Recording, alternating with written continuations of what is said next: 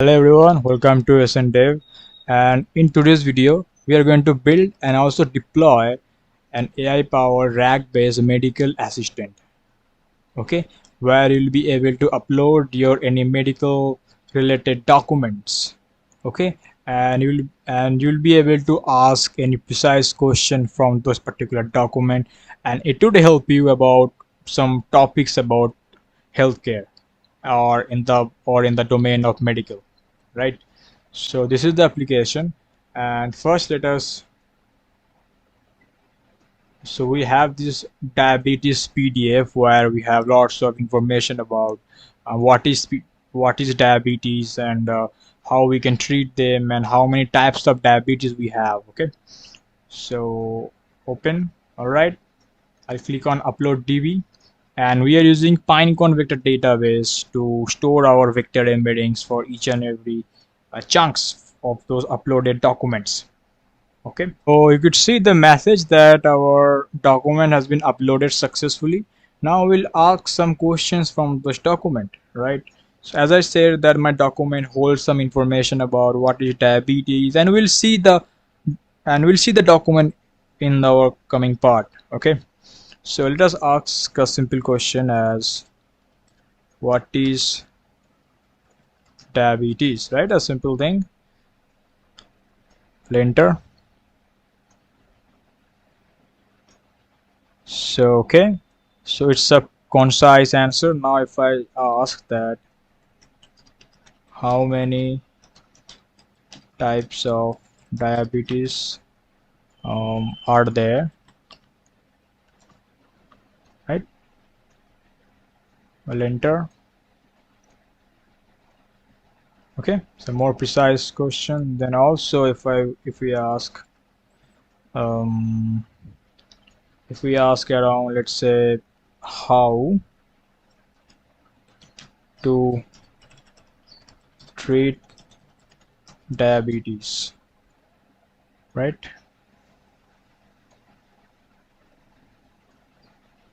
All right, so this is how you'll be having some precise questions from your any medical related document.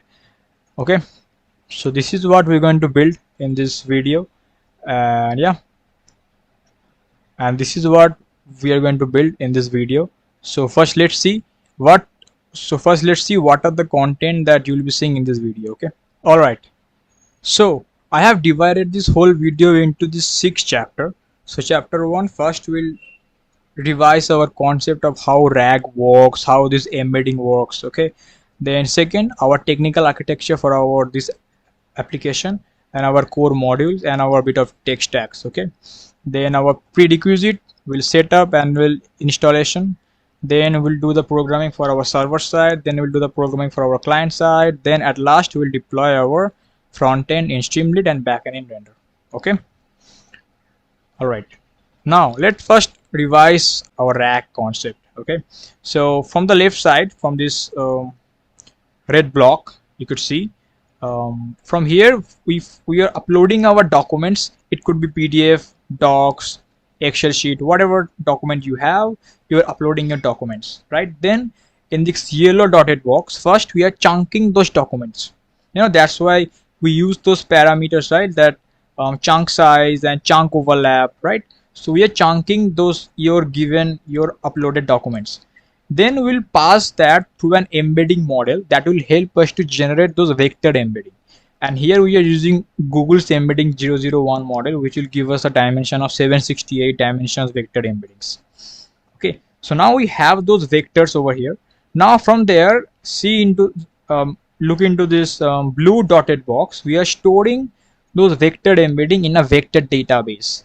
You can use ChromaDB, FastAPI, Quadrant, Pinecone DB, Supabase, whatever you want. But as we are deploying, so we are using Pinecone DB because when you are using ChromaDB, FastAPI, those require some local storage where they will store those vector embeddings. But if you tend to deploy in free, those amount of storage requirement you won't be getting in your free deployment tier.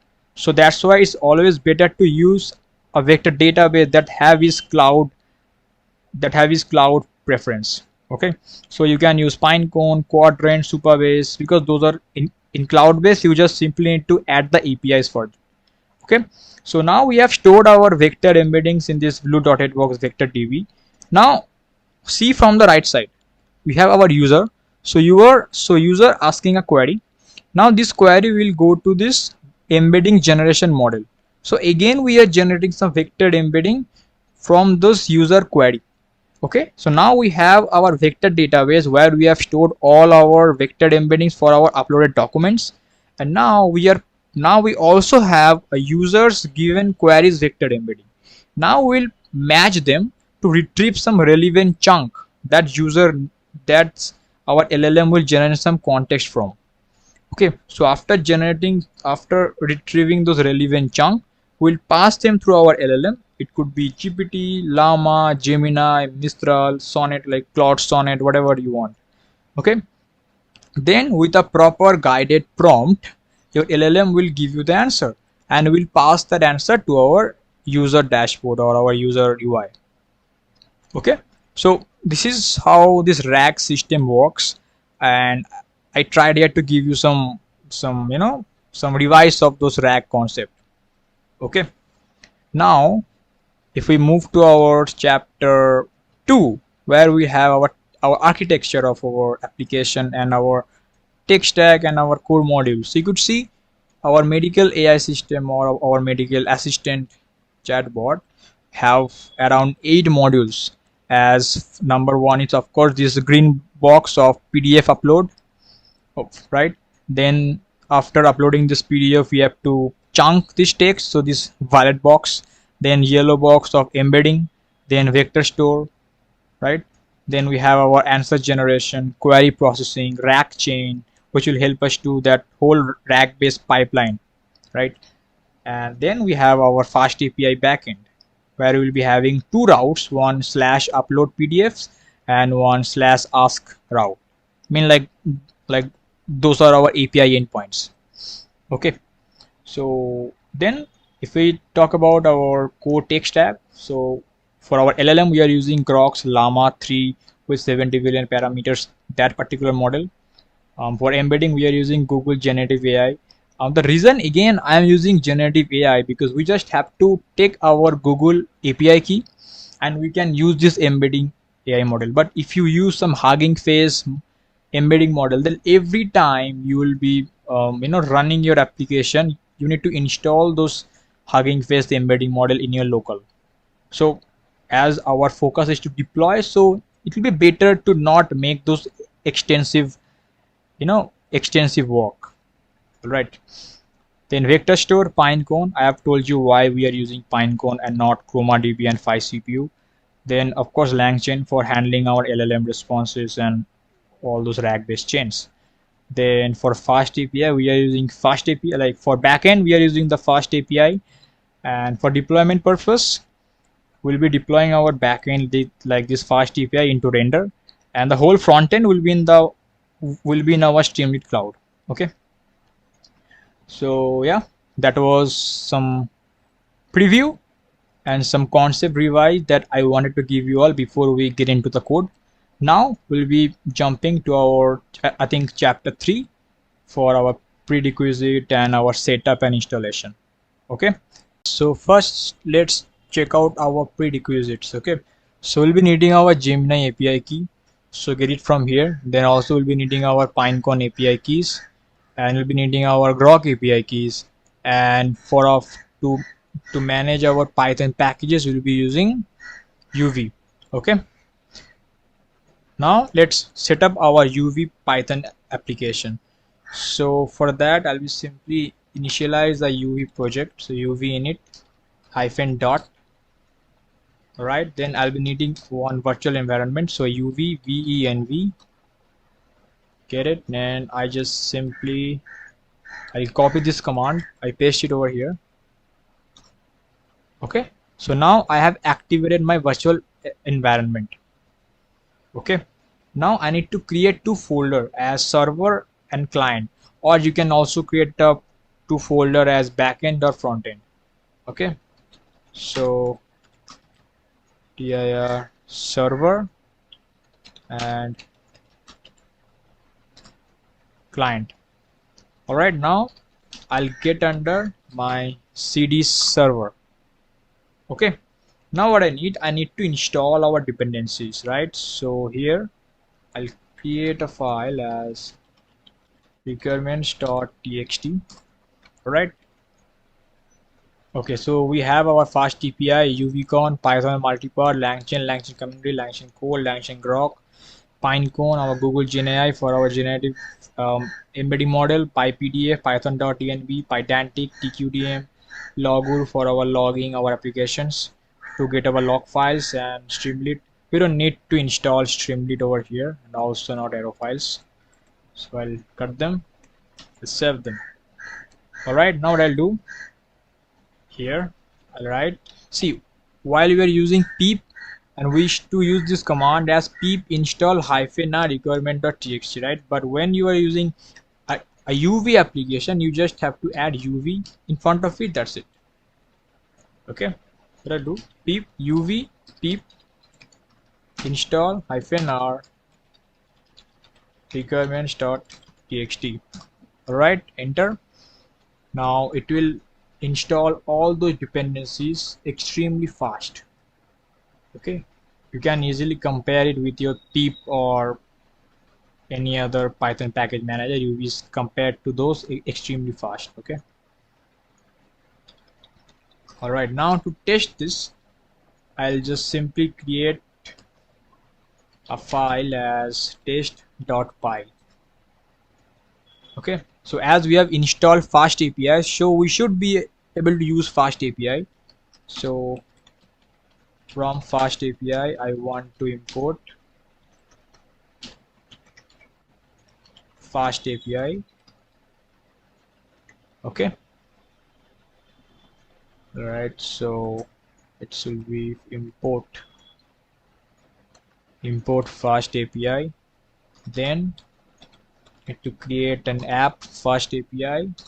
Then I need to get API point as slash, and I'll be simply use a root to return a message as hello world, and I'll use that to test my FastAPI is running or not. Okay, so I'll simply open my Postman for this.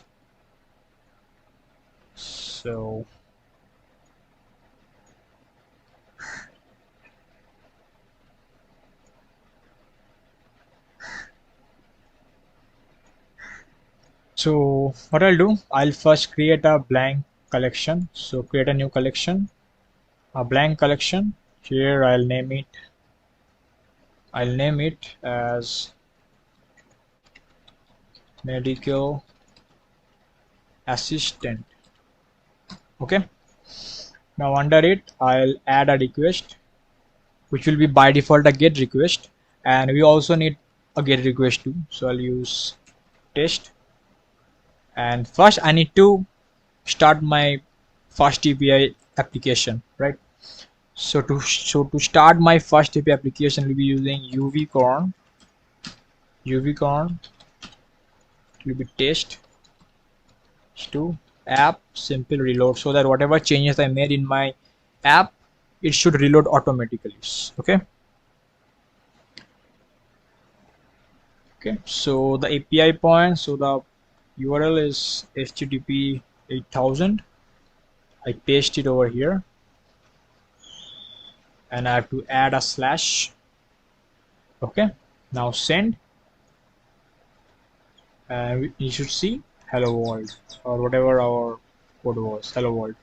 Okay, so all our dependencies that we have installed is working, so that's fine. Now we should start with our logging file. Okay, now we'll be creating our logger module, and the reason we'll be creating that whatever happening under the hood in my application, like all kind of information, all kind of warning, critical messages, I should get to see those in my console, like like whenever those particular module is running, and those, but if that particular module is returning some particular message, then I should be seeing those messages in my console as a log. Okay, and it will help me in future to test and debug my application, and through the tracing of my logging. Okay, so we'll be using a Python's inbuilt logging module, which is logging. Okay, then I need to simple, I'll be creating a simple setup logger function. So def of setup logger, and here I'll be give a name to it. So let's say medical assistant. All right, and the reason I'm giving name, because see, in this application I have only one logger, but whenever you have to build a large application you might have multiple loggers, so have to, so giving some unique name to each and every logging module, it always helps you to figure out key which kind of log you are getting because of which kind of logger module, like those simple distinction purpose. Now I need to create a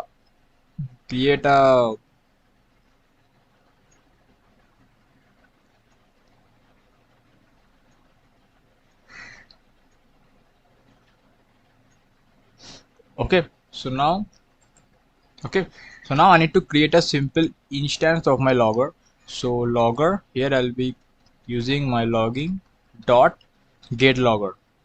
Okay, and here I'll simply pass that which particular logging module I'm using. So I'll be passing the name, and then I'll set the I'll be setting the level of it.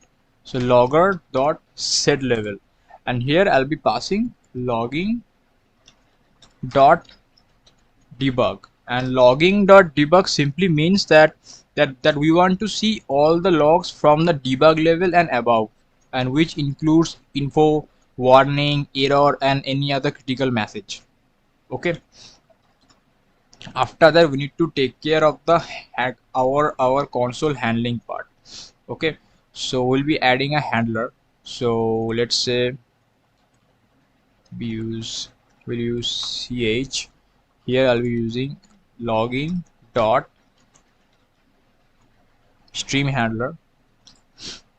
Okay, and then ch, I'll be set the level of it. Set level again, logging will be my debug. Okay, so in this case this stream handler will print the logs to our console. Okay, and again we are setting the level to debug, which is the similar as for the before. Okay, now I need to define the in which format I'll be seeing my log. Okay, so for that I'll be using a particular formatter. So formatter here, logging dot formatter, and here I need to give it that in which particular format I want to see my logs. So let's say first I'll be needing time in ascending order, so ASC time, which will be under first bracket. Okay, so first bracket ASC time, then second. Okay, and after that here again another third bracket, and here I'll be needing the name of particular message. So level name. Okay, then finally let's say I'll be needing the particular message that this particular logging module is providing. So message is all right. So this is then ch formatter, ch.set formatter. I'll be set the format. I'll pass my formatter over here. Okay, now it's done. Now as I have told you that in this application we have only one logger, but you could have multiple logging module. But another thing, let's say we have a simple module and you are calling this logging module multiple times, so it shouldn't just show me same statement again and again how many times you are calling them. So that's why I need to give some check statement that if not logger dot hash handlers, mean if for a particular module I haven't called my logger module, then and only I should get to see those console handler. Okay, so here then and only I'll be add it to my handler. Add handler, my name Sage. Okay, after that simple return logger, right? Simply return logger, it will be return.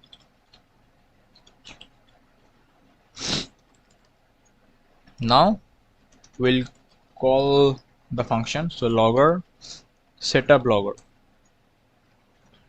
Okay, now let me show you how it will look like, right? So I'll just call it as logger dot, let's say for info, and rag process started. Okay, now if I just run this particular file as python logger.py, you could see, so in this format we are seeing our logs. So 7 of 2, so July 2nd at morning of 10 p.m. as morning 10 a.m. approx, we and this is a message of kind of information message, and the message is rag process started. Okay, now if I just write another one, so let's say logger dot, I want a debug message. Okay, debugging, then we might have logger dot error, failed to load. Okay, then we might also have logger dot critical, so critical message. Okay, so I'll just simply run the file again, and you could see we have these 4 kind of logs. Okay, and we'll be using this kind of logs across our application, so we get to see whatever happening under our application all the time. Okay, so now for our FastAPI entry point, we'll create a file as main.py. Okay, now here let us import from FastAPI, then let's say from FastAPI middlewares dot course, we need to import course middleware. Okay, and the reason I'm importing course middleware, because as our backend will be running at a different port, and our frontend will be running at a different port, so I need to allow my course origin. So for that I need to set up my course middleware. Okay, so let's initialize our FastAPI app. So app FastAPI, here I'll be giving the title for my application, which will be Medical Assistant API. Okay, with also a description, it should be a, sorry, it will be in a small letter.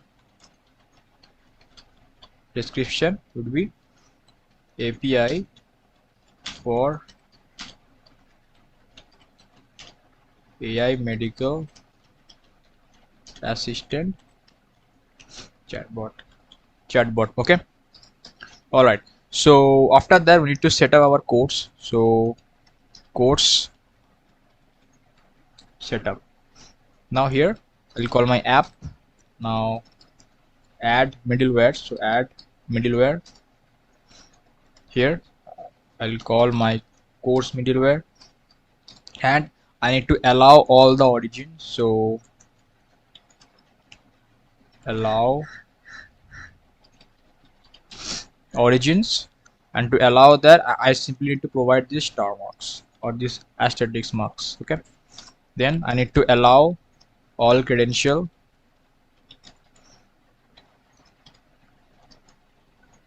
okay, and then allow methods,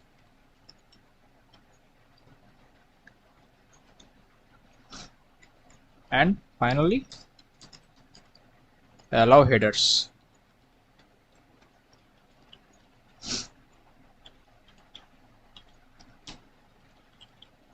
Okay.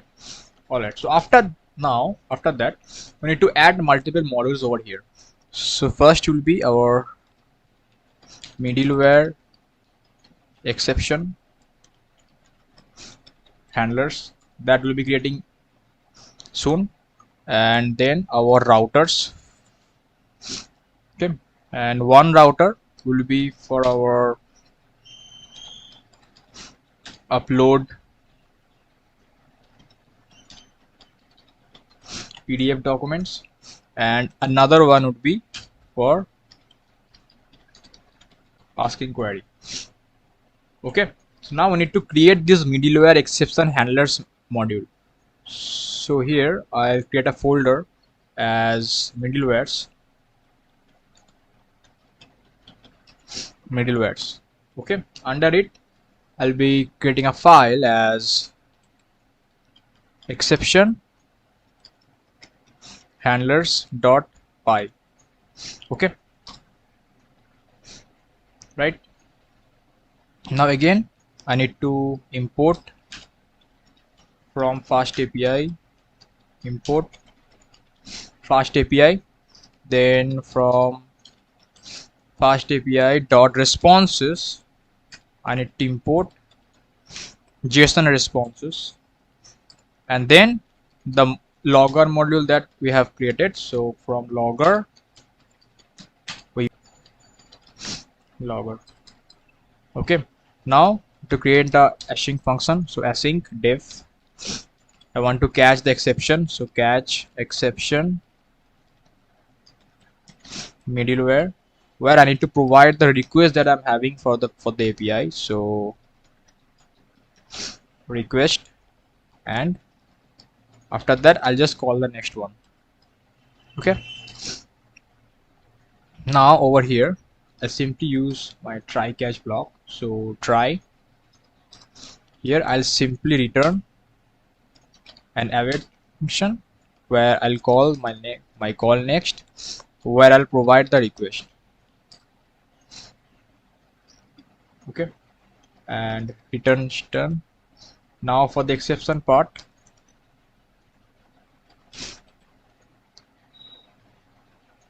except exception as, let's say, for exe. Here we'll use our logger, so logger dot an exception kind of message, and the message will be, let's say, unhandled exception. Okay, and then simply we'll return an error message with JSONify. So JSON response status code would be 500 for our server error, and content would be an error with the string where I'll be passing my exe. Okay,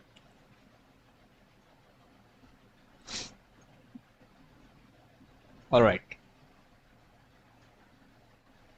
Now I need to add this to my main.py file. So I'll come over here and I'll simply add, first I need to import that. So over here I'll simply import from middlewares, let's say dot exception handlers. I'll import what? This catch exception handle middleware. So here I'll use app dot my middleware, where I'll pass, it will be an HTTP. So HTTP, not HTTPS, HTTP. Then I'll pass my catch exception handler middleware. Okay, all right. Request is not defined. Yeah, because, all right, so it's saying request is not defined.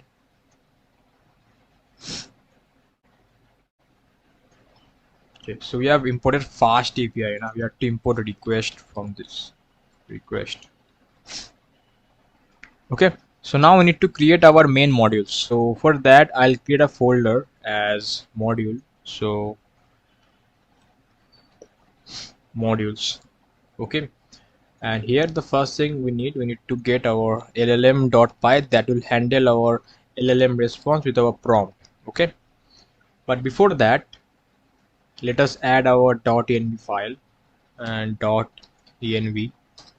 And what we need over here, we need our Google API key for our Google embedding model. So Google API key, our Groq API key, and of course Pinecone API key. Pinecone API key. Alright, now to handle our LLM response, we need to create this llm.py module. Okay, so first let us import some libraries. So as we are using LangChain, so from LangChain dot prompts,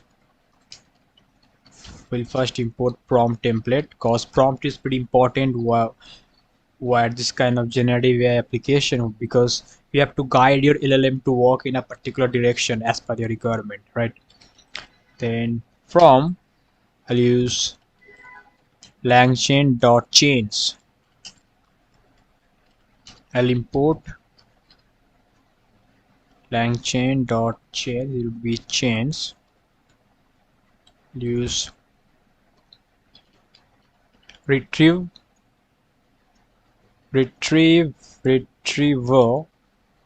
QA.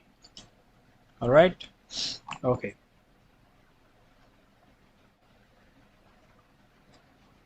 Retrieval QA. Then from LangChain Groq, as we are using Groq API, we need to import chat Groq. Okay, I'm doing some spelling mistake. LangChain Groq.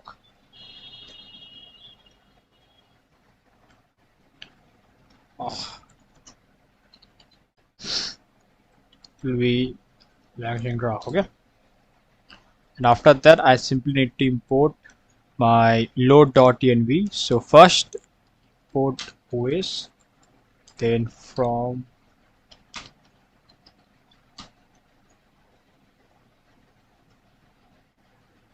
.env, I need to import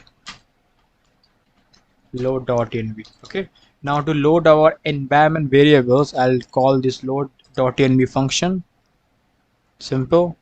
Then I first need to retrieve my Groq API key. So Groq API key, then os dot get env. I'll simply pass my Groq API key over here. So Groq API key. Alright, now I have my API key over here. Now I need to create the function where I'll be handling my chain. Okay, where I'll be handling my LLM chain, right? So def get LLM chain, and here I'll create the chain where I'll be giving the parameter as my API key, the model, like the which llama model I'm using, then the prompt, and then the proper chain structure where like in which pipeline I'll be having those query, then I'll be having the retriever, and how I'll be giving the response, everything. Okay, so let's say here I'll be passing my retriever. So retriever. Okay, now here I need to first define my LLM. So chat Groq. Here I need to pass the Groq API key. So Groq API key, which is of course Groq API key, and then I need to provide the model name, right? So model name, which is Llama 3 with 70 billion parameters with 8192 model.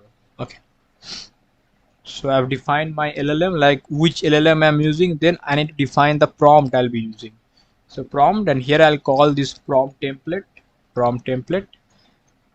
and here I need to provide the input variables.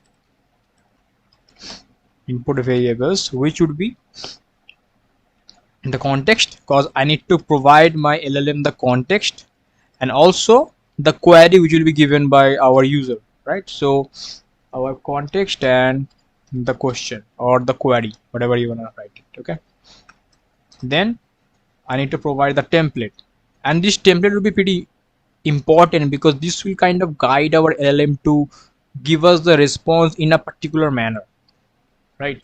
So here you could see we have, let me just fix it. So this,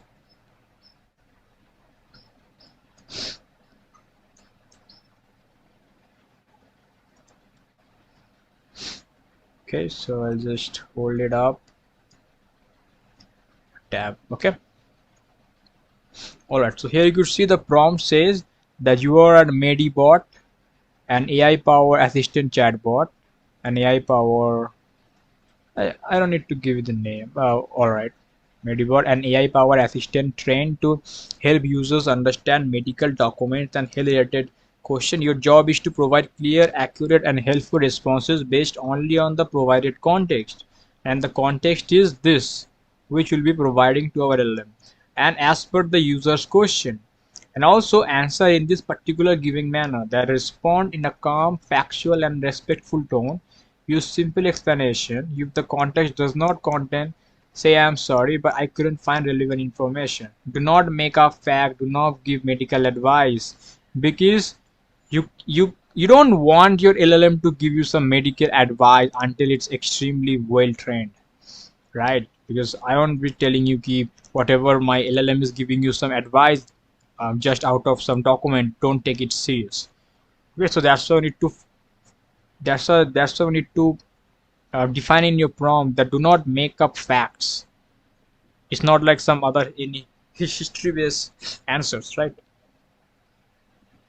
So after that, we simply need to return a chain. So we'll return our retrieval. So retrieval QA dot, we'll be using our from chain type, right? There is some indentation error, I guess. Yes, sure. Is it though? I think it's all right. Sure. So return retrieval QA dot from chain type. Now here I need to pass the LLM. So LLM will be LLM, and chain type would be stuff, and the retriever would be retriever. Okay, and the chain type Groq parameters. In this case I need to provide the prompt, which is indeed this prompt. Okay, and at last I'll return source documents. If you want you can do it, or if you don't, you don't have to. Okay, so I'll actually just cut it out, or I'll just keep it. Okay, so I'm passing my LLM, I'm passing my chain type, and I'm passing the retriever, my chain type Groq, so with the from a prompt, and I'm also returning the source document from that particular retrieved response. Okay, now after that we need to define how we'll be handling our vector store, or how we'll be handling our uploading document modules. All right, so now we'll create the module for our vector store handling. Okay, so for that, first let me create a file as load vector store .py. all right, now I have to import couple of dependencies over here. So here you could see we have imported OS time, we have imported path from pathlib, load.env from .env, tqdm from tqdm.auto to showcase those progress bar, and of course our Pinecone and serverless page to initialize our Pinecone instances. Then as we are using LangChain, so PyPTF loader from LangChain community, and a recursive character text splitter from our LangChain.text splitter, and of course for our Google Generative AI embeddings. Alright, so after that we'll load our environment variables. So load.env, that's it. Now we need to fetch all our environment variables from our .env file. So for that, Google API key. Alright, we'll use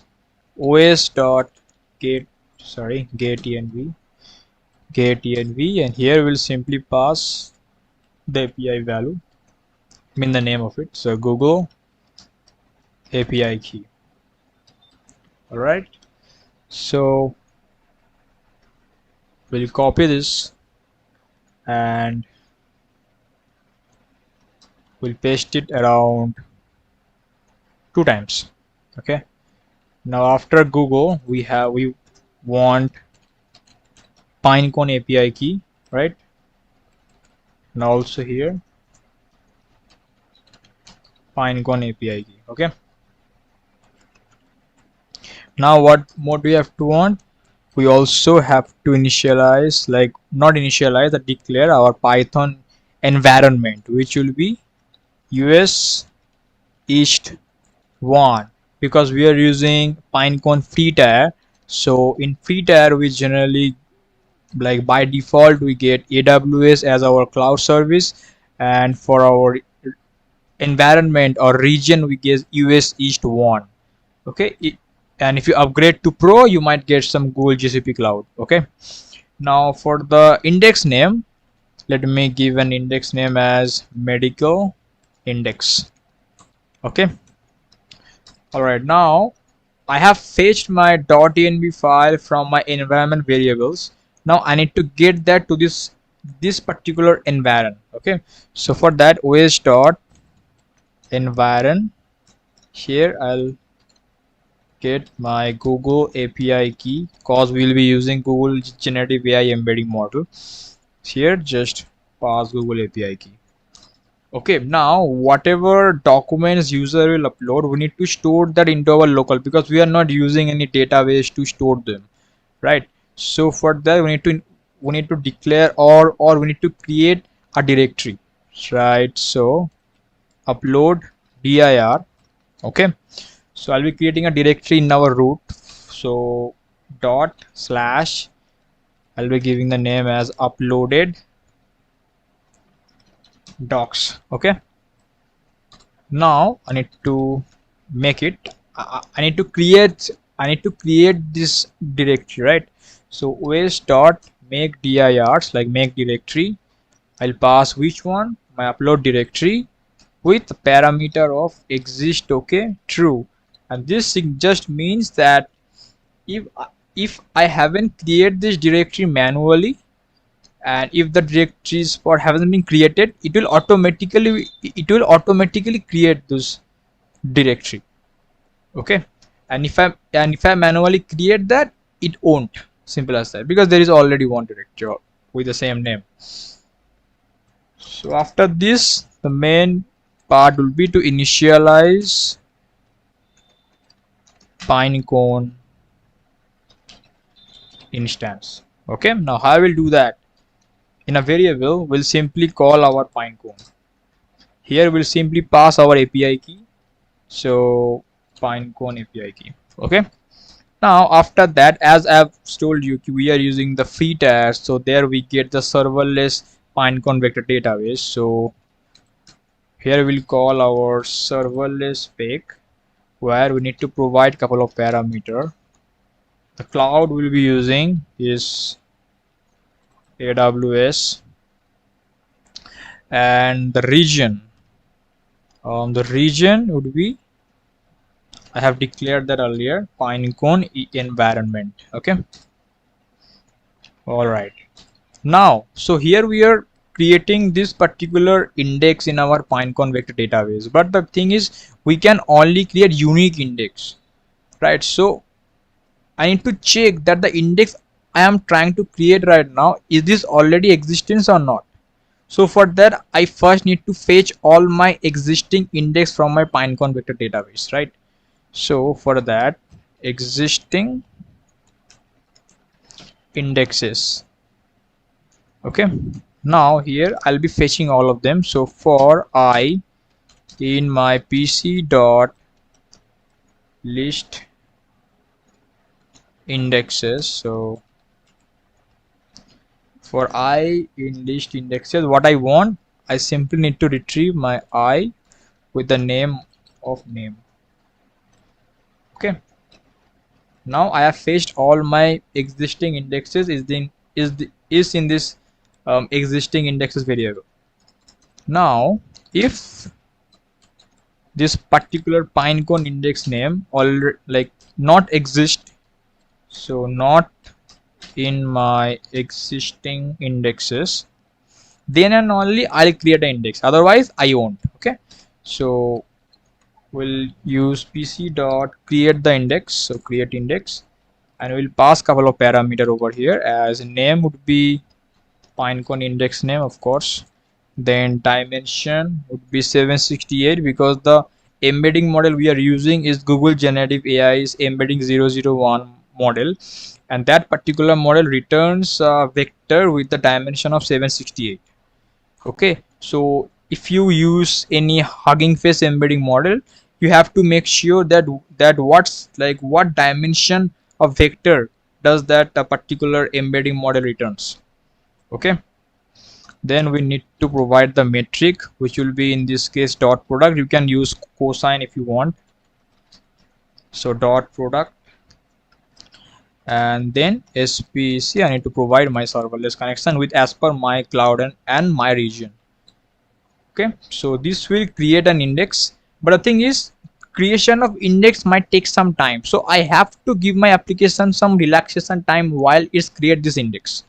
So for that, I'll run a loop while not my pc dot describe index. So describe index, and here I'll provide my Pinecone index name dot status. So dot status with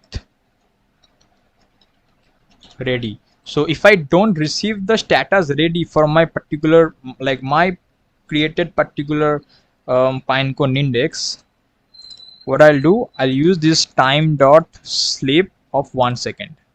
I'll give it some relaxation time key. You first create this, then I'll move to my next code. And what will be my next code? In my next code, I'll simply provide my index to this. So index, I'll provide my Pinecone index name. Here we go. Okay, so this will help me create the index, and it will help me to connect with my application to that particular created Pinecone index. Okay, now our next step, which is the extremely vital one, that we need to define a function that will help us to load, split, embed, and upsert PDF docs content, right? So let me define a function. So def load vector store. Okay, and I'll provide my uploaded files. So uploaded files over here. Now the first thing is define my embedding model as per my Google Generative AI, right? So let's say my embed model, here I'll call the Google Generative AI embeddings, where I need to pass that which model I want to use. So model with the help of models slash embedding hyphen 001.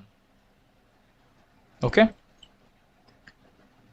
and I also need to initialize an empty list where I'll be storing my uploaded files path, which will be necessary in our next stage, an empty list. Okay, all right, now the first thing is upload. I'll be giving it a number 1. So first step would be for our is upload. Okay, so we'll run a loop over here. So for file, in all my uploaded files, okay, I'll save all those paths. So in my save path, I'll use this path, and I'll provide my upload directory, upload dir slash file dot file name. Okay, so I'm retrieving the file name from those particular uploaded folders files. Then I need to open this. So with open save path, and it will be a writable object. So wb as f string, then I'll write that. So I should be able to write this. So f dot write, and I simply provide file dot file read. Okay, so I have opened the file. Right now, file path dot append string save path. Okay, so here I have simply append this particular uploaded file to this particular initialized empty list. Okay, so you could see file path dot append. Okay, so I have append that particular path to my this empty initialized list. So this is how I'll upload. Then the next is what is the next one? Next one is a splitting part, right? So split. Okay, so again we'll run a loop. So for file path, so for file path, in file path,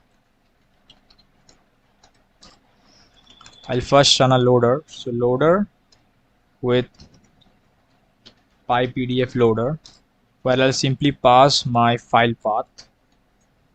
So this file path, okay, and then the documents would be loader dot load. So this is how I have loaded those particular uploaded file. Right now, the splitting thing. So a splitter, I need to define my splitter. So here we are using this recursive character text splitter, right? So I'll call that function. So recursive character text splitter.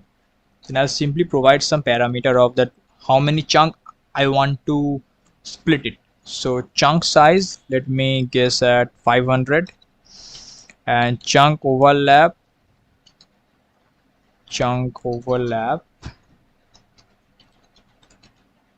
would be around across 100.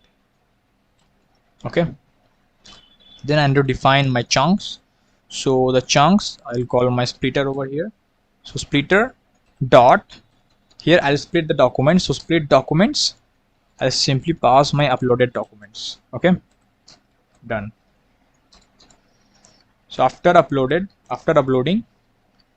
I need to get the text and the metadata and the ID for each and every chunk, because whenever the LLM will give a particular response, and it is kind of retrieving those response from particular chunk. So I might want to show those particular chunk as well to the user, right? So I need some information that from where my LLM is retrieving those context.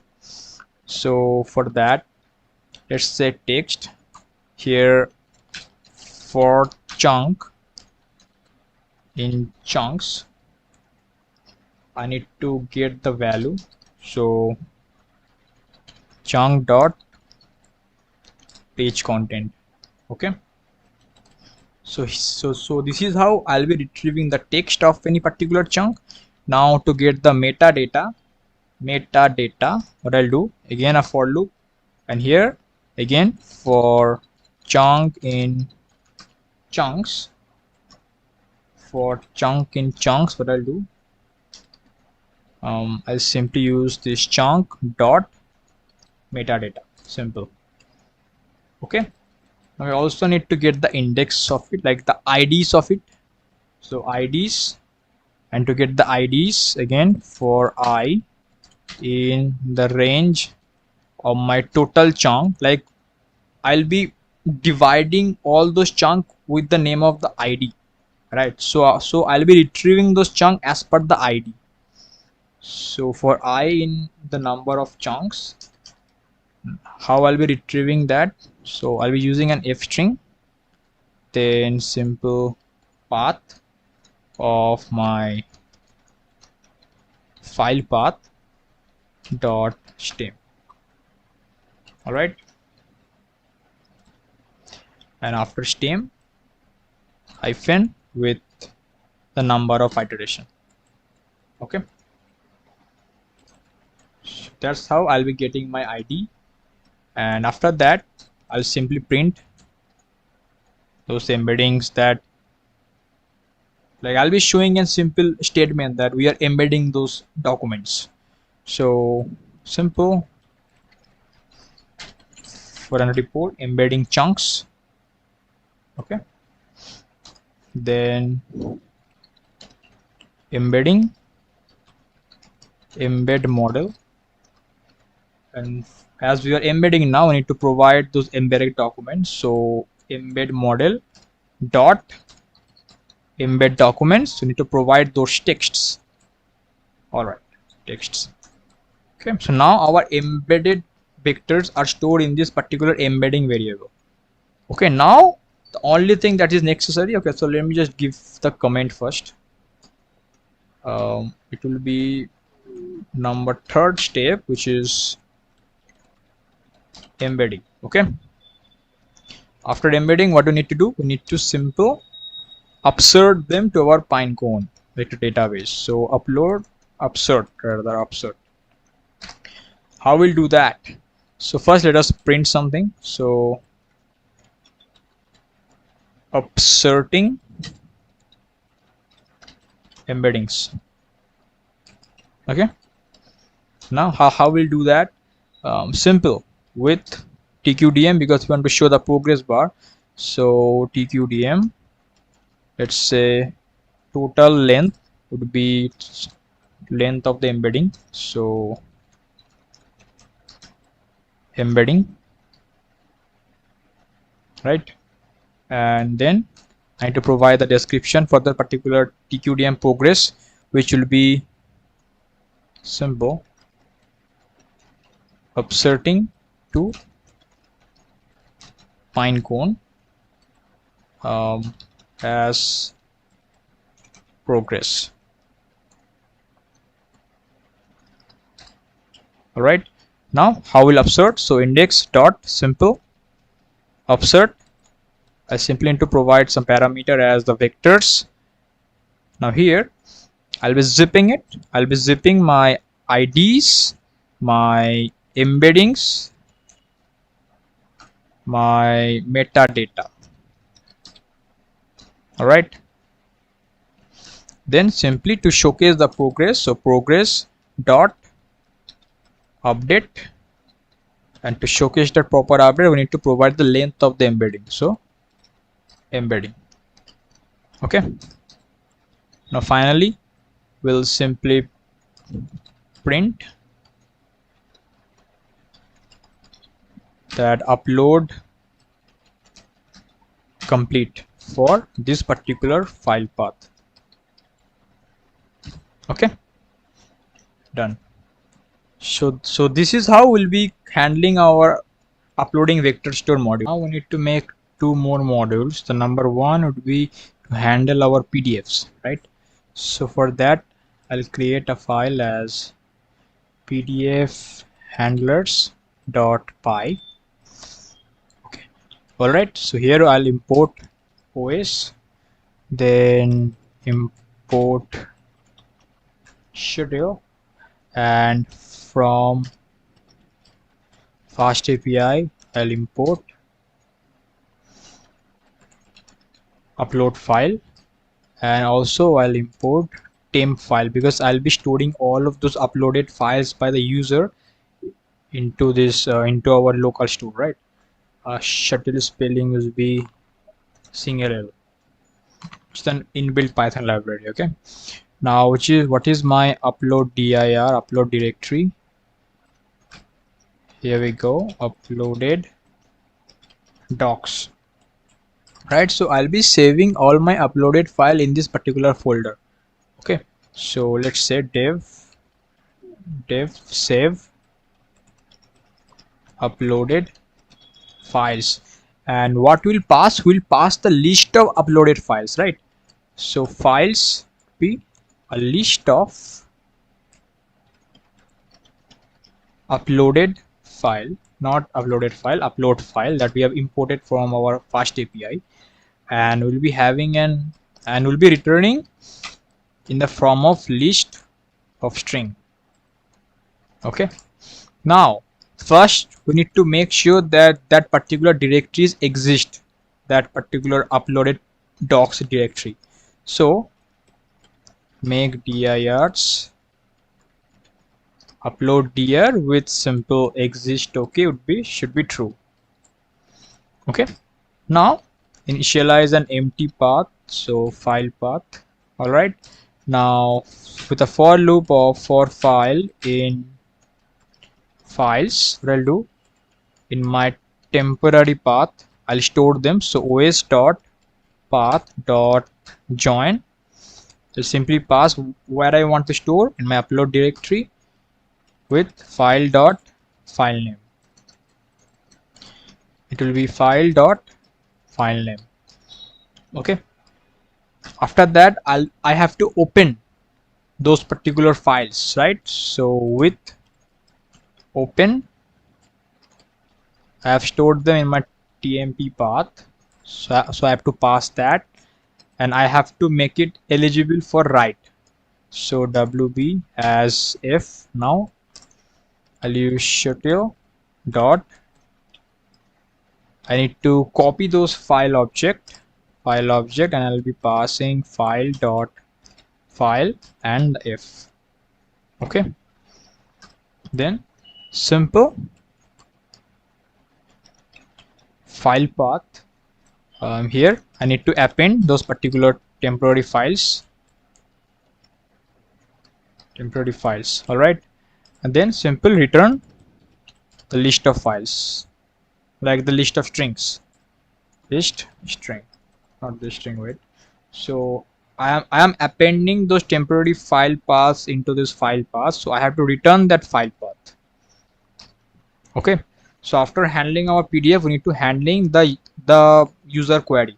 So query handlers.py. Okay, now for that I simply need to import one thing. This from logger, I need to import logger. Okay, now again a simple function as query chain, where I'll pass the chain and the user's given input, so user input, which will be in the form of string, right? Now I'll use a try catch block, not try catch, try except block. So except exception as e, and here I'll use my logger, so logger dot exception, where I'll write error in query chain. Okay, then I need to raise this exception. Okay, now what we'll write in this particular try block again, let me start the logger first. So logger debug, in the case of the time of the debugging, let's say running chain for input. Which input? The user given input, so user input. Okay, then I need to store the response into this result. So result in this chain, here I'll pass the query, as my user input. Okay, so chain, there should be a second bracket. So this, I need to close this right over here. Okay, so query, now it should be user input. Okay, and after that I need to store them in my responses. So response here, response would be the result of my particular result, and I need to provide, okay, this is, I have to correct. So after the response, I need to also provide the sources, right? So sources, and how will I get those source? I'll simply run a for loop over here. So for, let's say, doc in the particular result with source documents. So results source documents. From there I need to retrieve the metadata. So doc dot metadata dot get, I need to get the source, so source, otherwise something blank. Okay, and after that, simple, again logger dot debug chain response. Okay, then simply I need to return simply need to return the response. Okay, so that's how I'll be handling my query chain. Okay, now we need to define our routes, right? So one of the routes would be, so first let me just create the folder. So our routes. Okay, so the first folder would be, so like the first route would be to upload our PDF. So simple upload pdfs.py. all right, here we need to import these things. So from FastAPI we need to import API router. That's how will be routes through our APIs. Then our upload file. Then from typing we need to import our list. From module store load vector store, we need to import our load vector store. That, and this module we have created in here, right? Modules load vector store, right? And also from FastAPI responses we need to import our JSON response for our JSONify our string. Then to get our log we need to import our logger. Okay, now the first thing we need to initialize our API sorry, API router. So API router, I'll initialize that. Then @router, because upload PDF will be with the type of post, right? So post, and the API endpoint would be / upload PDFs. Okay, then / again. All right, then it will be an async function, like async await function. So async def, the function name would be upload PDFs, right? And what you need to pass, we need to pass multiple files in a form of a list. So files in the form of list. So list where we have our upload file. Okay, and we'll be storing them into a file of multiple object. All right, now we need to define that. So a try, then we should have a try except in everywhere. So except exception as E. Okay, now here we'll use our logger dot exception, simple error message as error during PDF upload. All right, then we need to return JSON response, cause it's an error, so we need to show the status code for the error, which will be 500. So status code would be 500, and for the content we need to provide the which kind of content. It is an error, and here we'll simply need to provide string with exception E. Okay, now we need to fill this try block. So again we need to provide our logger dot, it will be an information, so info received uploaded files.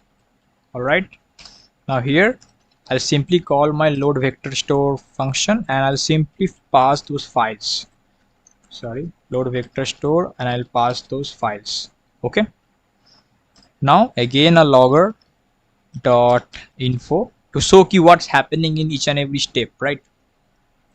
So document added to vector store. Now all the process of adding vector store would be done by this load vector store module. Okay, so logger.information is done. Now I simply need to return but a simple message that file processed and vector store has been updated. Okay, so for a message, let's say files processed and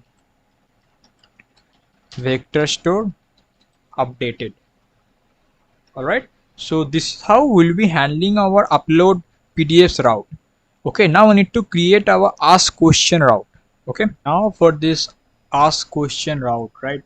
And in this route, so this route will help to get those users query to fetch that to our backend to get those LLM response. Okay, so the name would be, let's say, ask question.py. Okay, so we need to import this dependencies, so API router and form from our FastAPI, JSON response, get LLM chain and query chain that we have built those modules, the document, base retriever, Google Generative AI embedding, Pinecone, field, list, optional logger from those dependencies. All right, now we need to initialize our router API router. We have initialized the router here. Then we need to define our function. So router, it will be a post endpoint. So post slash ask, ask slash, then simple and async function of async def ask question, right? Where we'll pass our question in the form of string, which we will keep in our form object. Okay, all right, so now our try block, then we have our exception as E. Okay, now let's first define our exception. So a simple logger, simple logger dot exception. Here we'll write error error processing question, right? Then I'll simply return the status code. So JSON response, here I'll provide my status code of 500 and also the content would be error with the string of that particular error. Okay, that particular exceptions. So now in this try block, first we need to provide that what we are going to do. So logger.info will simply write that user query. Okay, so let me use it as an f string. Okay, so that I can use users particular like query as well. So f string user query, here I'll simply get the query. So not query like here, so here we are keeping this, so here we are keeping them as question. Okay, so question, then first we need to embed our model and then we need to do our Pinecone setup together. Okay, so first PC would be call my Pinecone, simply passing our API key with the help of os.environ, where I need it would be Pinecone. So Pinecone API key. Okay, now we need to get the index. So index would be pc dot the index with wish dot environ, and here I need to pass the particular particular which index I want to connect it, right? So Pinecone index name. Okay, now I need to define my I need to get my embed model. So embed model, which is this Google Generative AI Embeddings, and I'll pass my model over here as model slash embedding hyphen 001. All right, and then my particular embedded query, here I'll pass my embed model dot embed query and simply passing the question. Right, so embed model dot embed query, we are passing our question.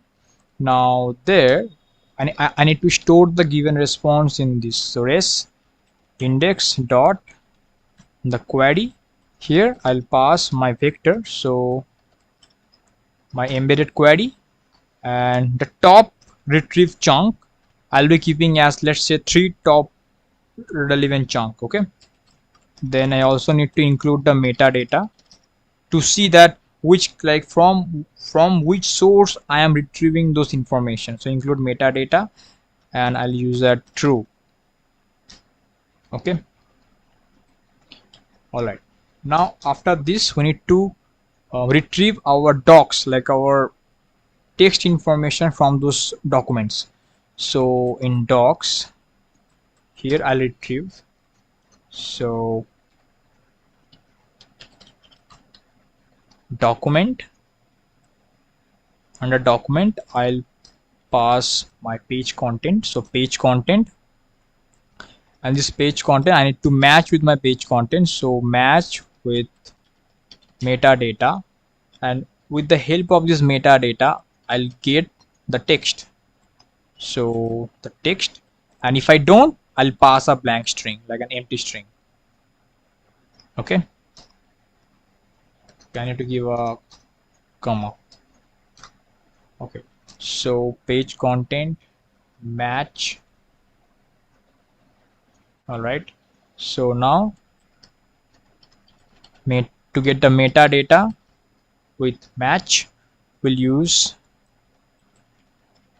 metadata. Okay, and then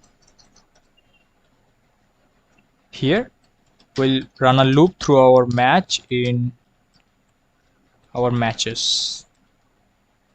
Okay, all right, so this is done. So after that we need to create a class with simple retriever. Okay, and this simple retriever class will help us to get those relevant chunk extremely fast with extremely precise. Okay, now after defining this class, so here we are defining our tags and our metadata, and we are defining one self constructor, and here this is the function of get relevant documents. Okay, now here we'll again call our retriever, which will be, here I'll call my simple retriever, and I'll pass the docs over here. Okay, it will be docs. All right, so okay, it's saying some error, it's not defined. So simple retriever, class simple retriever,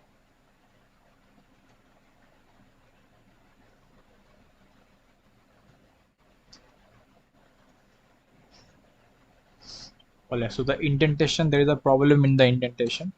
All right, okay, now I need to define the chain. So chain, here I'll call my get LLM chain. So get LLM chain, where I'll pass this retriever. All right, then I need to store the result over here. Okay, the spelling is wrong, retriever. Now I need to store the result, so for that I'll call my query chain, where I'll simply pass my chain and the given question from the user. Okay, Then whatever is happened, I'll use it as a log. So logger.info, provide that query is successful. Okay. Now after this log, I'll simply return my result. Okay. I'll save it. Now we need to add them in our main.py, which will be the entry point for our FastAPI. So I'll come into my main.py, and here under this routers first, like where the route is upload PDF documents, I'll add app dot include router. Okay. Now to add them, I first need to import them, right? So I'll come over here. So from routes dot upload PDF, I'll import my router as upload router.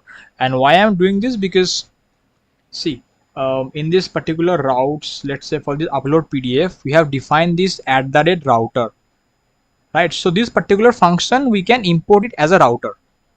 Okay, so from this module, if I am importing router from this particular module, this will be this particular function as well. So I'm importing from routes.upload PDF. So from this particular module, I'm importing that particular router. The spelling is wrong, the router, and I'm naming it as upload router. Okay. Same another one would be from routes.ask question. I need to import, let's say, router, and I'm naming them as ask router. Okay. Now I simply need to pass those routers over here. So here it will be upload router, and here again app dot, if I include router, here I need to pass ask router. Ask router. Ask router. Okay. All right. So that's it. Now we can easily test our application. So now we need to run our backend application, right? So to run this, we'll use this command uvcorn main. Our FastAPI app's name is app. So uvcorn main app and hyphen reload.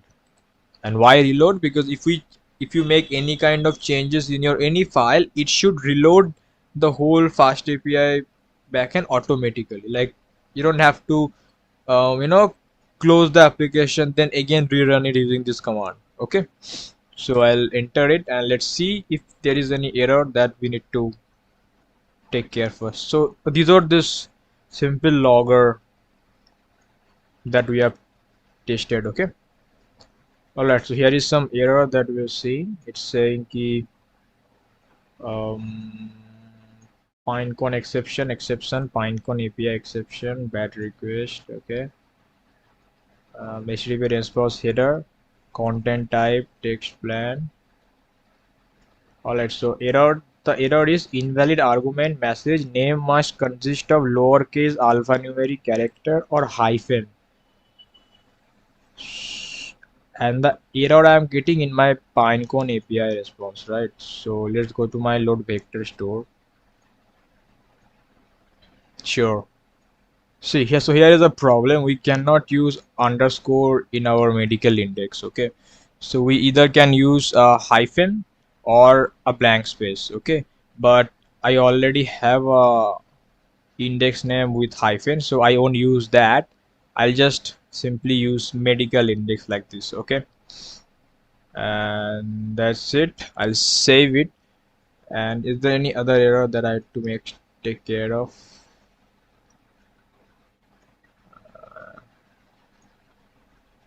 All right, let's try this first. Okay, you could see it's reloading again by itself.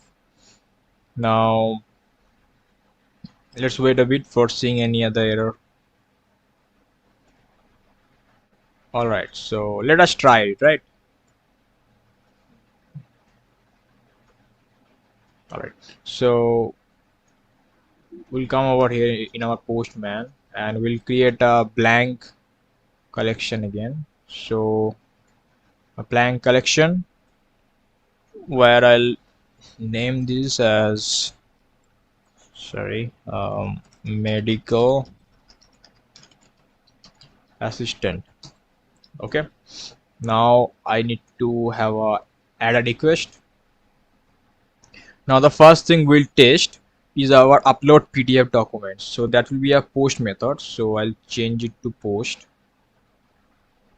Okay, the URL would be 8000. So I'll take that. I need to change it to post, and it won't be test. So I'll come to my main.py.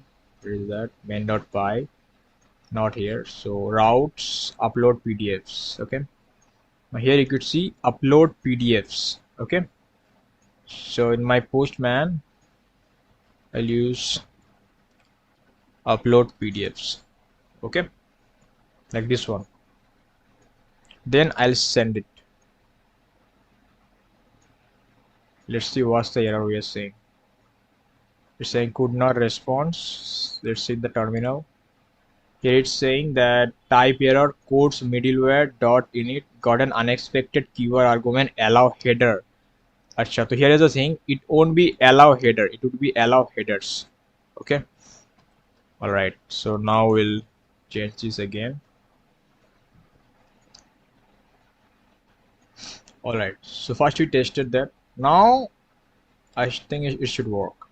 Now here is the thing, see, I don't need this epidemiology. Okay, now how we'll test our upload PDF API endpoint through our postman. So first come to this body section. Okay, then click on this form data. Okay, now you'll be having this key and this value. Okay, so in key give files, as we are taking files from users, right? Now in the place of this text, change it to file. Okay, now here click on this. Now you could see an option new file from local machine, right? So I have already uploaded my diabetes PDF, but let us try it also. So in my, all right, so I have uploaded my diabetes PDF. Now it's saying an error that the file above is not in your working directory and will be unavailable to your team. Like it simply mean that I haven't uploaded that to my postman environment. So for that, just simply click on this upload files to the team. So it's saying I already have one, right? So I already have this diabetes PDF. So I'll just select this and I cut this one. Okay, so I have my files and the file is diabetes PDF. You can also enter multiple files if you want. Okay, now I'll click on this send. Let's see if there is any error in this terminal. All right, so here you could see embedding 20 chunks, uploading to Pinecone, and the TQDM dependencies that we have installed, and this is for this particular progress bar. Okay, and it's given us a success message of 200. So you see files processed and vector store updated. Okay, now if I come to my Pinecone index and I'll refresh this page,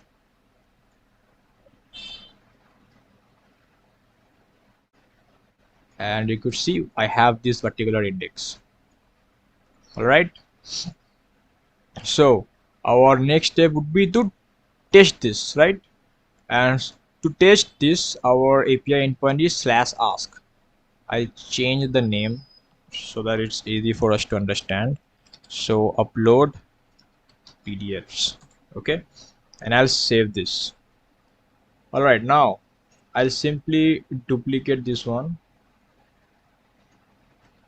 I'll come over here. Now I'll change this API endpoint to ask, and I'll come to body. Now here user will pass questions. So question, and this won't be file, this will be a simple text, right? Now the thing is, what do we have in that particular diabetes PDF?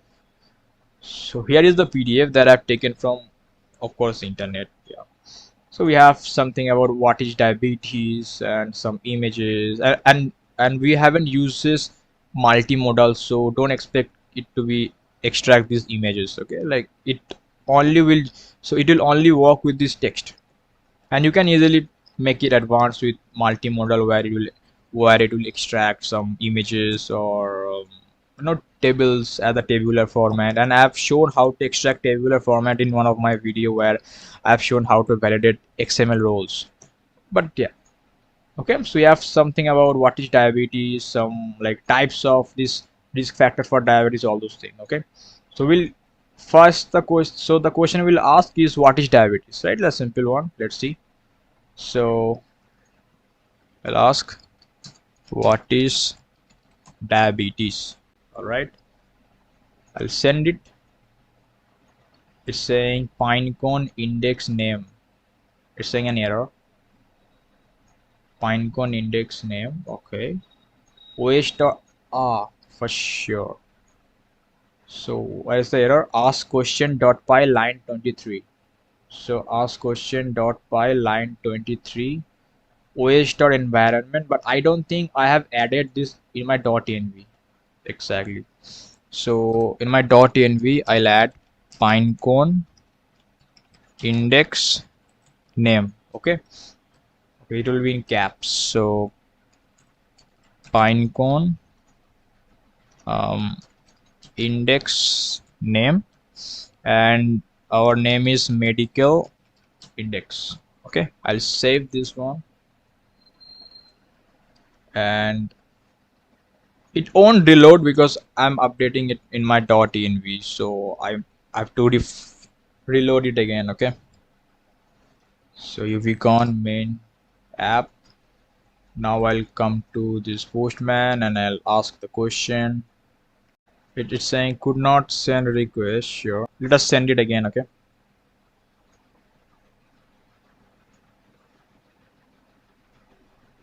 alright, so here you go.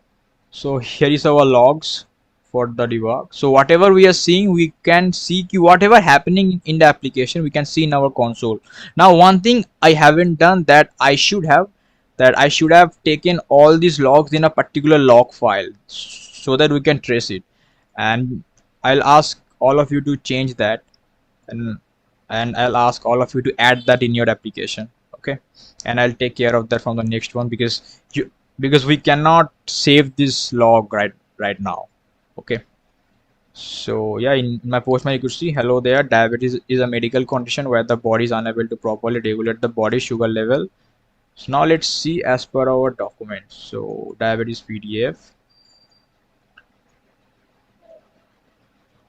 it is a metabolic disorder in which there are high levels of sugar in the blood. All those kind of things are there. Okay, now let us ask some more question. Let's say types of diabetes. We have type 1, type 2, and gestational. Okay, so I'll come over here. I'll write another question. It's text. Here I'll ask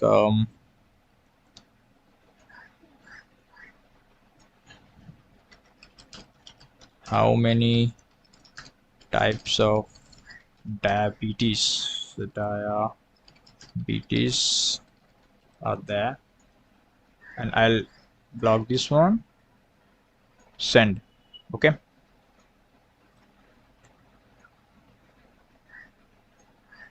okay, so there are several types of diabetes. I would happy to break it down for you. According to medical tourism, there are 4 types: 1, types 2, gestational. What are the type 4? Like what is the 4th one? Gestational, and okay, this LADA, so Latin autoimmune diabetes. So like, okay, so you'll be getting your so you'll be getting your answer over here. Okay, so yeah, that's being said. Now we should create the front end with a Streamlit. Then we'll deploy our backend into render and front-end into Streamlit Cloud. Okay. Now for the front end, the first thing we need to install our Streamlit and requests. Right now, if I come to my this requirement.txt, you'd see that we haven't installed those libraries, right? So we need to install them first. So I'll get a new terminal. I'll activate the virtual environment. So, and I want to keep running my backend, so that's why I'm not doing that over here. So scripts activate.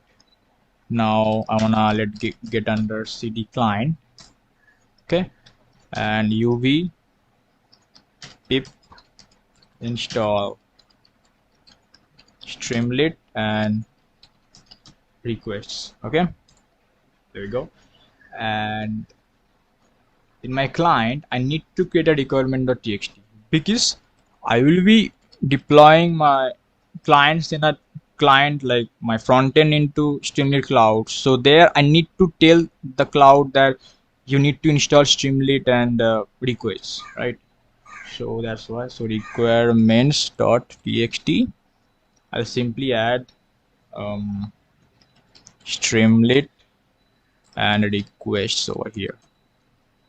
All right, and I'll be explaining you more in like why I'm creating two requirements.txt. Okay, it's done. Okay, let me just clear these things. All right, I don't need server anymore. Now in the client, now the first thing I need in client is I need to kind of take my API URL. Okay, so I'll create a simple file as config.py where I'll simply keep my API URL, which is of course http 227.0.0.1 of 8000 port. Okay, so this is my API URL as of now, and it won't be HTTPS, it will be HTTP. And when we'll deploy this, we'll change this to our backend URL. Okay, now the thing is, okay, so what we need over here, we need yes, of course, a simple app.py for our UI. So app.py. Okay, so I'll simply import Streamlit as ht.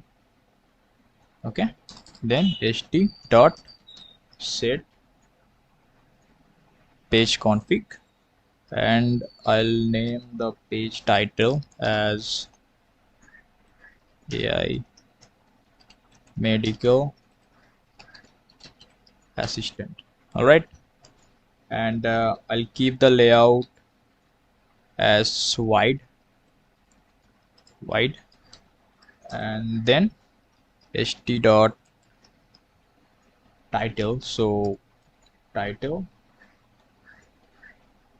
I'll use this medical assistant chatbot, and for a icon I'll use Windows semicolon, and you'll get this one. Okay, all right, so I'll run this. So to run it, again a simple command, Streamlit run app.py. Let's see.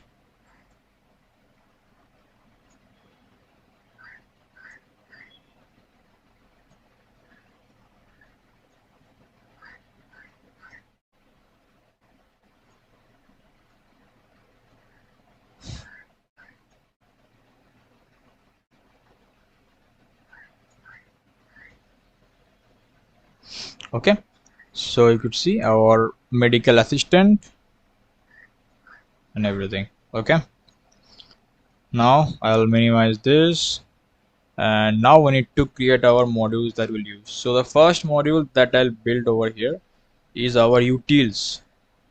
Okay, so first will be our utils, where I'll take my API endpoint. So API.py. All right.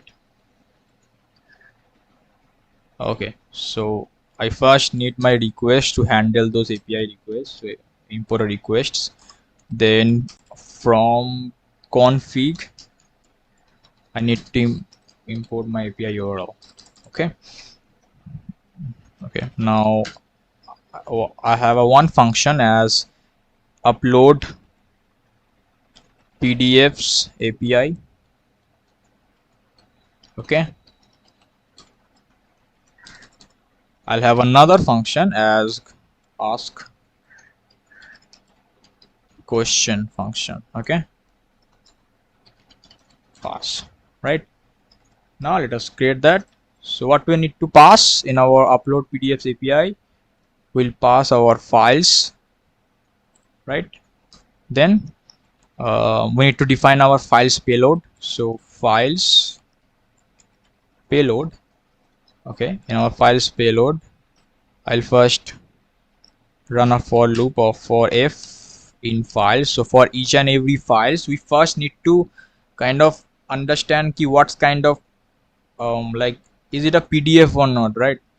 So for every file, what we'll do here, take up files, and for every file, we'll take the name, and we'll take the name, so f.name, and also read those files. So read, I'll use this read function. Okay, this will be read, so read.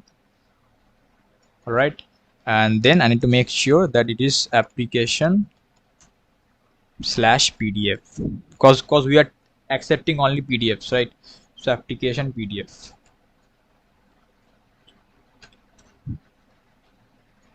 Okay, now what we need to return, we need to return our request dot with our post method, where we'll use an if string to pass our API URL /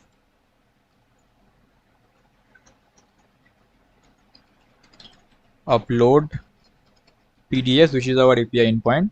So API URL / upload PDFs, and that's it. And this will be finished over here. So upload PDF. So upload PDFs, then files. I'll simply pass my file payload over here. So sure, there is a wrong. So API URL, that's it. So this is where I'll be taking my API URL. Then I need to use the / upload PDFs, then it's finished. Then I need to pass my payload, so files payload. Okay.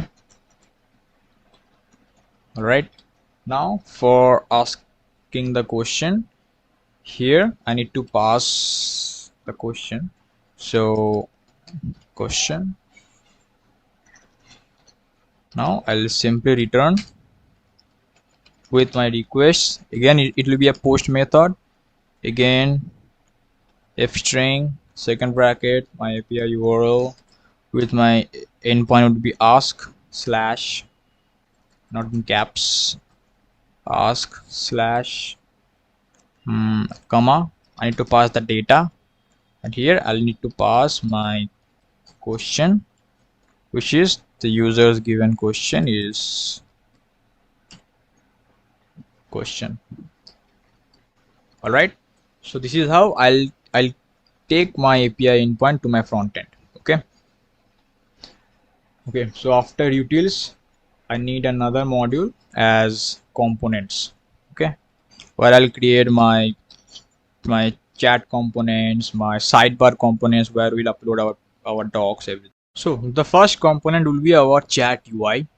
Okay, so chat UI.py, right? So we'll import our streamlit as ht, and as in our chat UI we need to add our backend's API of ask question, right? So from utils dot API I need to import that ask question. So ask question. Okay, then I'll create a function as, let's say, render the chat UI, like render the chat UI. All right, so let us give a subheader of, again, window colon. We'll use chat, so we'll use this one. Okay, hyphen chat with your assistant, right? Okay, now as we need to initialize our session state, because we want to showcase our user our previous messages as well. So messages, if messages not in the session state, then we need to initialize the session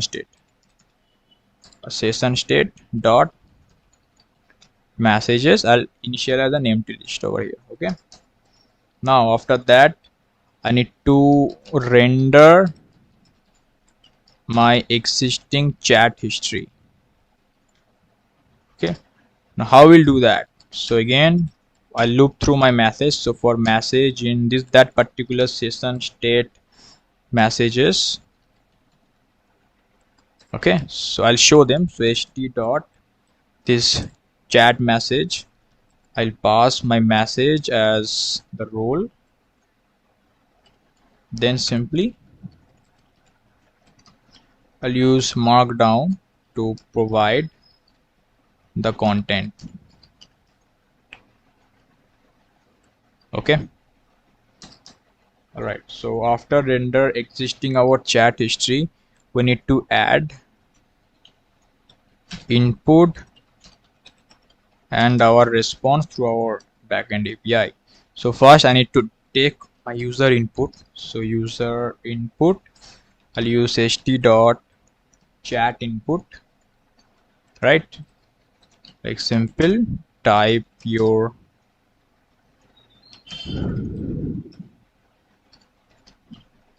question, right?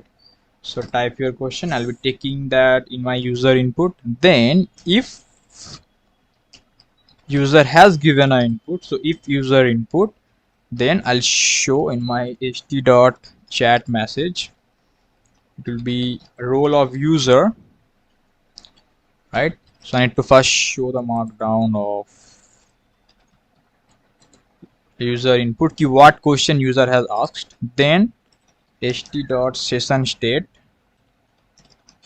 messages dot append, right? So I need to append that particular user's message to my that particular session state. So message dot append, here I need to add the role, cause that will be user. So role, it will be under second bracket. So role would be user. So user,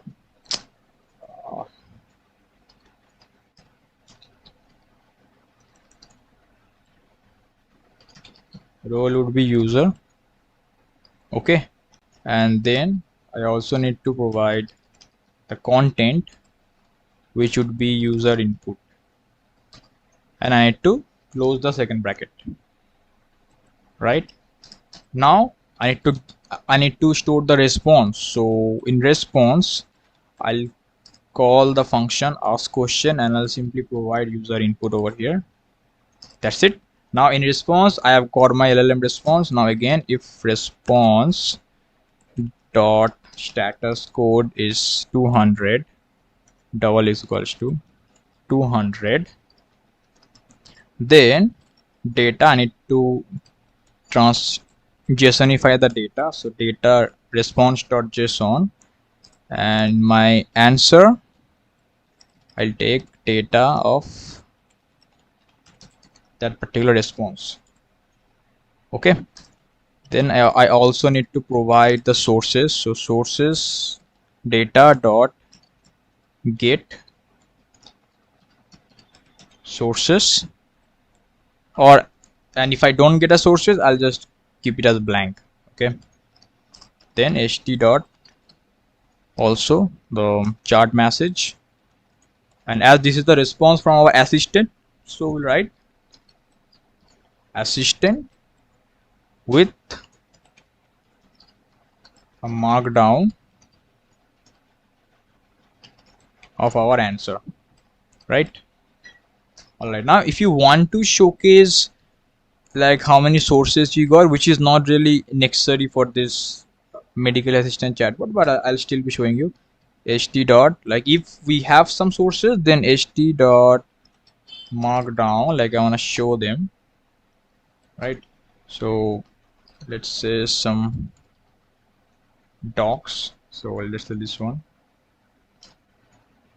Okay, so this is my sources,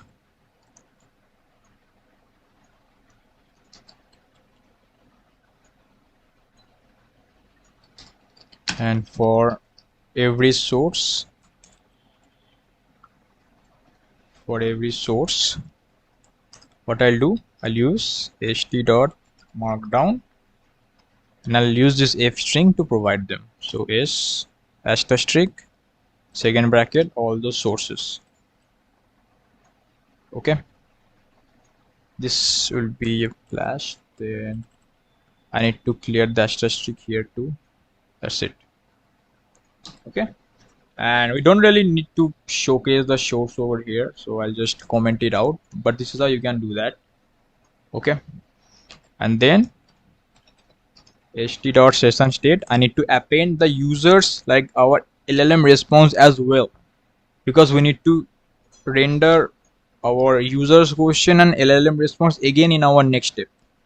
So session state dot, let's say, message dot append, right? And here I need to add the role, which is in this case assistant, right? And I also need to provide the content, and content is of course that answer given by our LLM. That's it. Okay, now if else, I need to close the else.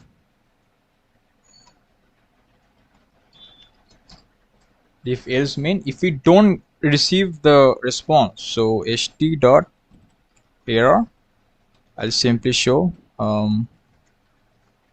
with the f string, the error is around response dot text. Okay, alright, so here's a simple chat UI, and after that we need to create our module for history download. History-download.py. So for our history download, I first need to import streamlit as ht, and I'll just simply paste the function, which is a pretty simple one, where we are creating this function as a render history download. And the reason, like the condition would be if ht.session_state.get message, mean if in this particular session state we have a conversation, then and only this function will get triggered. So first in my chat text I'm storing the whole conversation, so /n.join, and here we are running a loop of for aim in this particular session state message. So whatever message we have, so we are iterating through them, and we are like whatever our role is, we are taking them in our uppercase, and we are keeping the content. Okay, so the structure would be user colon the content, like the question, then assistant colon the response.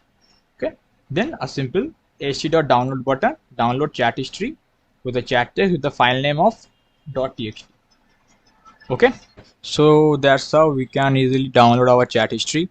Now our last module that is required is our upload.py, which will be in our sidebar. Okay, it will be again a pretty simple one. Again I just simply need to import my streamlit as ht, and to upload I need that particular /upload pdf endpoint, right? So from utils dot api I need to import my upload pdfs api. Okay, so there is some spelling mistake, I think. So if I come into my api, there we have multiple p, it will be same. Okay, so upload dot py upload pdfs api. All right, now the function would be render uploader.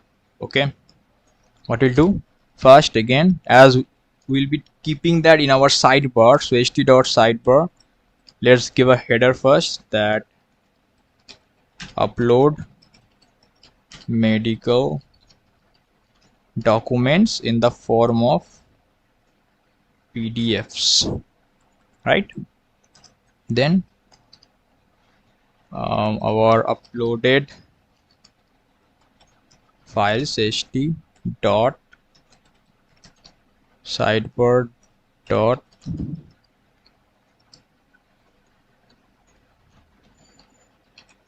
upload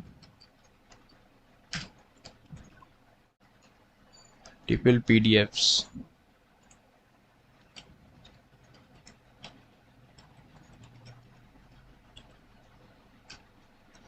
Then would we be able to accept multiple files? Of course. So accept multiple files, I just need to make it true. All right, because we can send multiple file in a form of a list, right? So we have to enable this. Then if ht dot sidebar dot button, so here it will be upload db. So if someone clicks on this upload db after uploading those document, so if sidebar.button or upload db and we have some uploaded files, then in our response I'll call the upload pdfs api where I'll pass my uploaded files, right? And if I got a response, so if response dot status code, again like the previous one, 200, then I'll show in my sidebar dot success, that's uploaded successfully.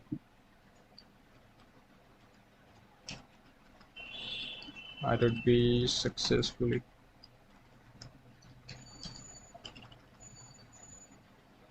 Okay, and else ht dot sidebar dot error,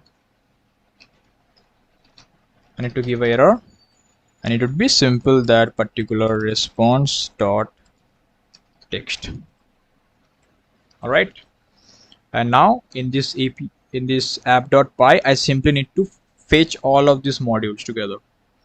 So first, again, from my components, from components dot upload, I need to upload my render uploader. Then components dot history download, I need to import my render history download. Then again from components dot chat UI, I'll import what? The render chart, right? Then simply call them. So first render uploader, then render chat, finally render history download. That's it. Here we go. Right, I'll come to my web and I'll refresh this. Okay, so there is an error. It's saying cannot import name render history download from component.history download. Okay, let's see the issue. Components.history download. components dot history download. Oh, I need to save this, so I think now it's okay. Sure. All right. So as we have already uploaded our that particular diabetes PDFs into our Pinecone Vector database, so we can easily ask questions about that. Okay.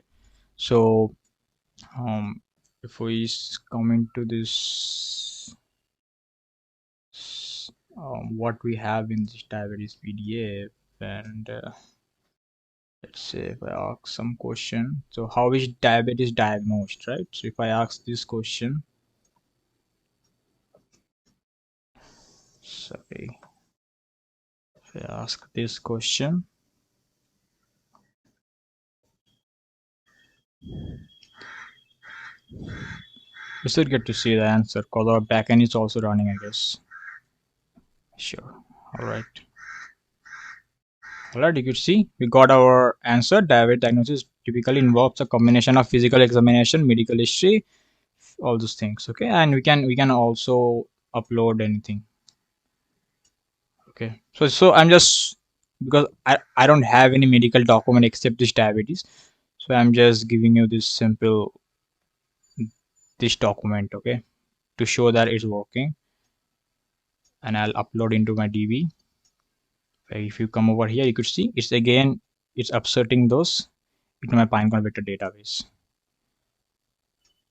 All right. Okay. So that's being said, that's it for our application. And now we need to deploy our front end into our Streamlit cloud and backend into render. Okay. So now it's time for our deployment. So first we need to upload our like whole directory to our GitHub, right? So I don't have any gitignore files, so first I have to do that. So let's say I have to add a gitignore. And why gitignore? Because see, we have .env, so you don't want to kind of expose your API keys to the your GitHub repo, right? So gitignore we use for that. So .gitignore, and also you don't want to upload your virtual environment. So .virtual environment. But before that, let me just do that. So first I need to get out of this server, then deactivate. Okay, then I'll write git init. Okay, now you could see .env. So this particular .env file is kind of a faded, so it's mean that whenever I'll be uploading my document, this .env virtual environment won't be getting there, like only going there, right? Now what more do I need to do that? So I don't need this .env file, so /server .env. I don't know if it's right or not. Yes, this you could see this .env got faded up. Then uploaded docs. Oh, it's okay. Uploaded docs. All right. Now PyCache. I don't need to give PyCache. Save is gone. I also don't need to provide my test.py. So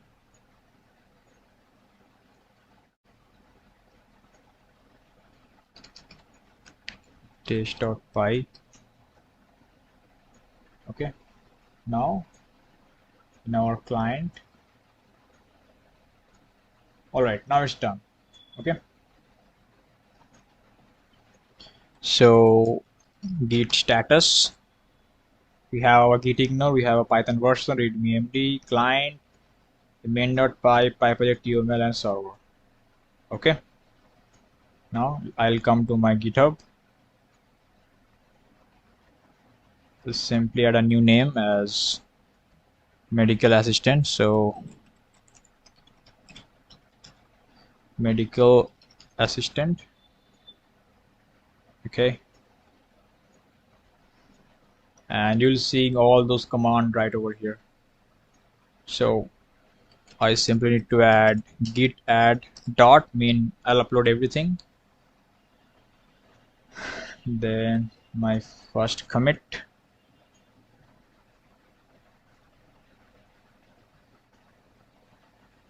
then this, then I need to connect with this particular repo. So here we go. Then this one, git push.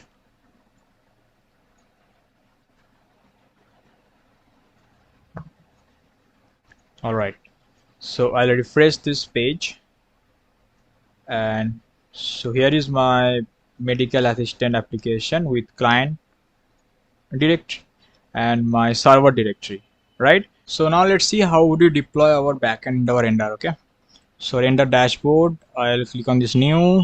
We have a new web service. Now here I need to connect my public git repository. So Control C, Control V, connect. So this is my GitHub repo. This is the name, Python 3 main branch main. Now root directory, you could see our root directory is server, right? So our this will be this server. Okay, we don't need poetry, of course. We're not using poetry. It will be simple our pip install requirement.txt, and here we need to provide our UVcorn main, this one, host 000. Why this host? Because see, we need to allow all kind of host because it will be in the global server, right? And 10,000 mean up to all ports up to 10,000. Then we need to free up. Then we'll be using our this free tier, and to add our environment variables, add from .env. I'll paste my .env. Okay, not this one. Here I'll copy this, I'll paste it over here. Okay, add variables, done. Everything should be done. Let me just check my requirement.txt one more. So this is my requirement.txt right over here. So it's all good. Okay, now web service, everything is done. Deploy my web service. Okay, let's see if you see any error, we'll take care of that. So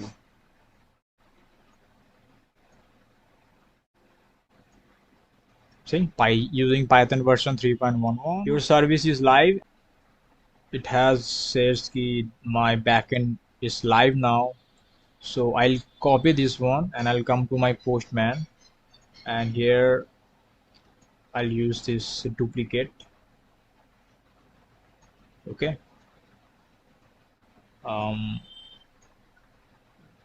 this one is for ask, this one is, let me just change this. Okay, now here I'll use /ask. Okay, now in body I have files. I don't need files, so I'll be deleting this one. So I'll delete this. Now here I have my question. So question will be in the form of text. Let's say what is diabetes, and it should work. It should work. I hope it will work. All right. Okay. So my backend API is running. Okay. Now what we'll do, I'll come to my VS Code and client in my config.py. I'll comment it out. I'll use API URL. I'll paste this line. I'll paste this particular URL. Okay. Now come over here.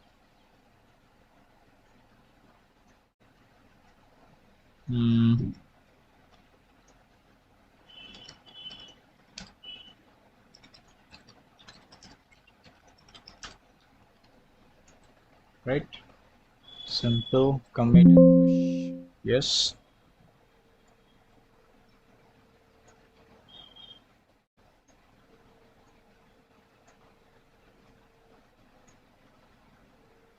and it's done. Okay, now I'll do a refresh. I'll come to my client, and here I have in my config.py, you could see my API URL right now is this one. Okay, now I'll come to my Streamlit dashboard. I'll create in this create app, deploy a public app from GitHub. I need to connect the repo, so my repo is this one.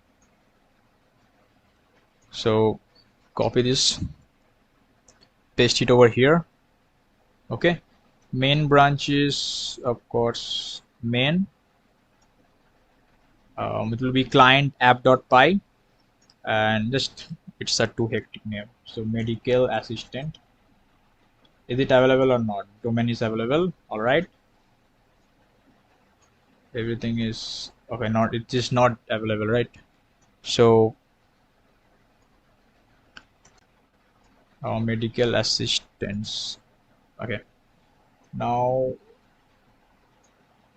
we'll simply need to deploy. Okay,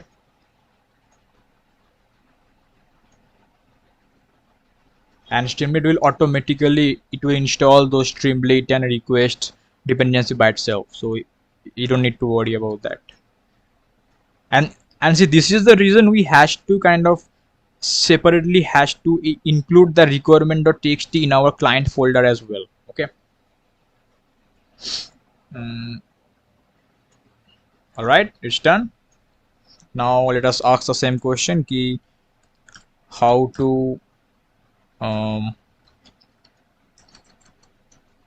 what are the question we asked?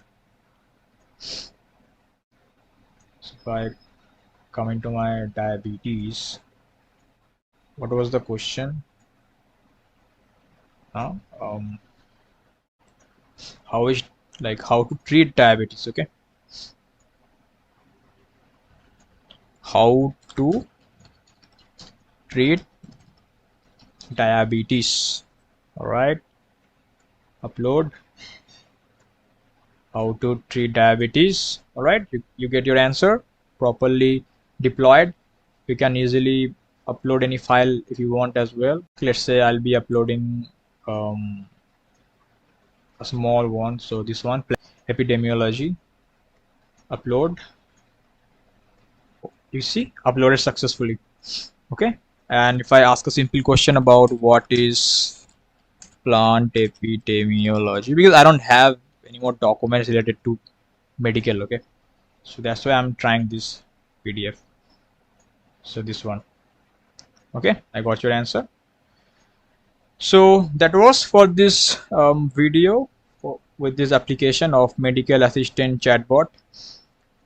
All right,